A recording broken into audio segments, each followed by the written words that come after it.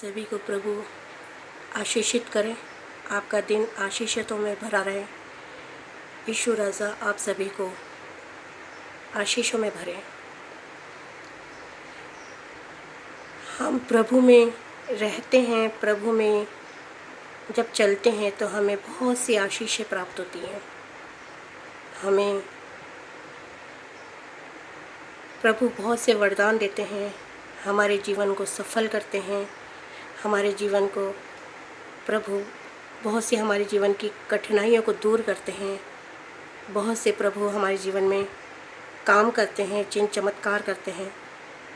परंतु जब हम प्रभु से हट जाते हैं, उनके वचनों से हट जाते हैं, प्रभु की बातों से हट जाते हैं, उनके वचनों के अनुसार हम नहीं चलते, तो हमारे जीवन से प्रभु का आशीष निकल जाता है। हमारे जीवन से प्रभु निकल जाते हैं। हमारे जीवन से प्रभु का प्रेम, प्रभु का प्यार हमारे जीवन से ख़त्म हो जाता है। जिस प्रकार से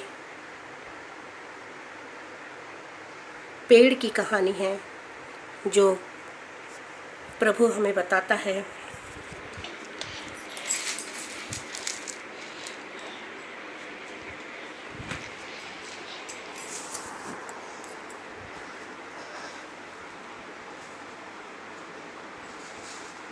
एक पेड़ था अंजीर का, जो कभी भी दूसरे पेड़ों की तरह फल नहीं देता था।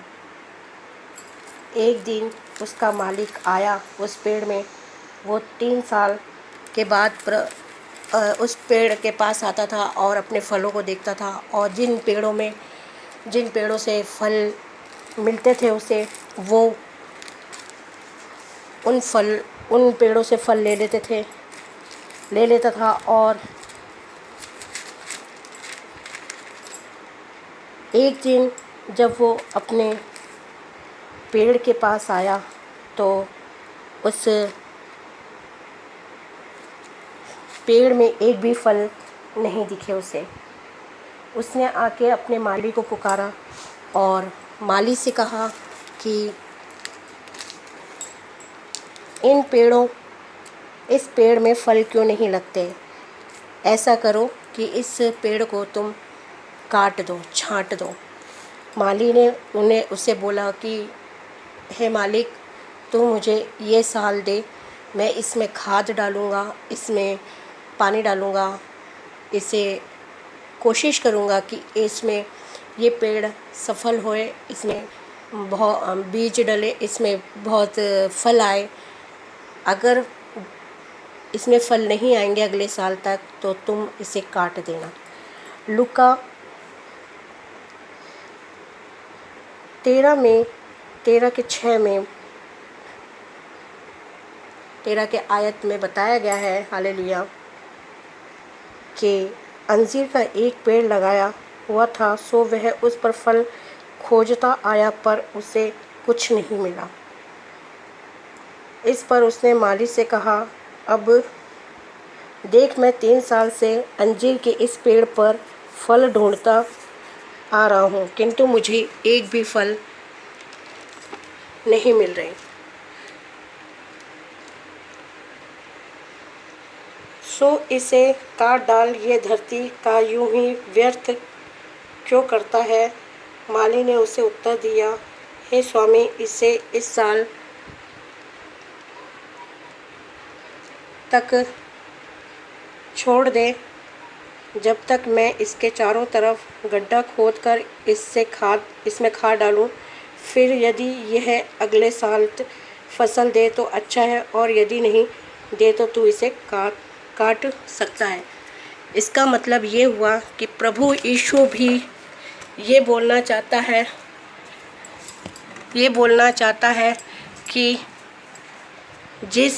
हम अगर प्रभु के वचनों में, प्रभु की बातों में नहीं चलते हैं तो प्रभु भी हमारी ज़िंदगी से निकल जाते हैं। हमारी परेशानियों वैसे के वैसी रहती है, हमारे जीवन में और परेशानी आ जाती है। इसलिए हमें प्रभु में रह के प्रभु के वचनों में चलना चाहिए, उनकी बातों में चलना चाहिए, उनके विश्वास में चलना चाहिए और अपने जीवन को सफल बनाना चाहिए। उसमें उस पेड़ की तरह हमें नहीं होना चाहिए जिस पेड़ को काट दिया जाता है जब वो फल नहीं देता है। तो हमें भी प्रभु के उस पेड़ की तरह बनना है जो पेड़ फल देता है। हमें प्रभु के वचनों में खाद डालना है, हमें पानी देना है हमारे जीवन को, ताकि प्रभु के वचनों द्वारा, ताकि हमारे जीवन सफल होए। धन्यवाद करती हूँ, यहीं इन वचनों को आमीन बोलती हूँ। हालेलुया।